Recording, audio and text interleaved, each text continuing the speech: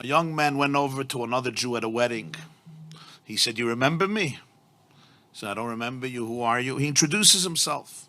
He says, "You were my student. Third grade. You were my student." "Yeah. Wow, I haven't seen you in so many years. How is your life? What are you involved in?" He says, "I'm a teacher." He says, "Wow, just like me. What inspired you to become a teacher?" "What inspired me to become a teacher was you." He said, "How did I inspire you to become a teacher?" "I saw what an impact you had on me. I realized what an impact I can have on children. I decided to go into education."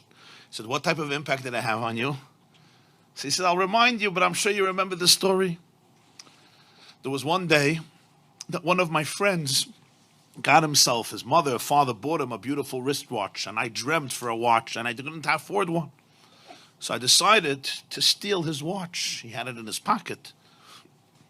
I took his watch, I stole it. He came into class, he saw somebody stole his watch. He came complaining to the teacher, somebody stole his watch. So you made an announcement. Whoever took this boy's watch, please return it." I was too embarrassed and I didn't want to return it, so I didn't return it. So you locked the door and you said, "I'm going to have to line everybody up and empty their pockets in order to get back the watch." And that's what you did. And I thought to myself, this is going to be the most shameful moment of my life. And then you said, "All boys line up at the wall, but I want everybody to have their eyes closed. Everybody's eyes must be closed." And you went from pocket to pocket, and everybody's eyes were closed. And then you came to my pocket, and you found the watch, and you took it out, and you went through everybody's pockets with everybody's eyes closed. And then you said, "Okay, everybody can open their eyes." You gave the watch back to its owner.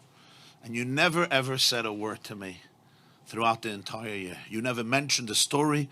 You never mentioned the episode. And when I thought to myself how you saved my dignity that day, instead of being stereotyped as a ganev, as a thief, as a shakran, as a liar, as a no-goodnik, as a despicable child, you really saved my soul. You saved my dignity. And you never mentioned a word, not only to anybody else, not only to the owner, but even to me. It happened, it's over. I understood the message. And when I looked at that, I saw it. I said, wow, this is what a teacher is. This is what a real educator is. This is what I want to do with my life. And therefore I went into education. The teacher is listening to him and he says, wow, that's amazing. That's really amazing. But he says, but Rebbe, you don't remember the story? Like when you see me and you hear my name, I'm sure you remember the story that I stole the watch and what you did, and you didn't want to embarrass me, so you had everybody's eyes closed. And I'm the person, he says, actually, I don't know. I wouldn't know. I wouldn't know the story. He says, why not? Like, it's a pretty dramatic story. He said, because I also closed my eyes.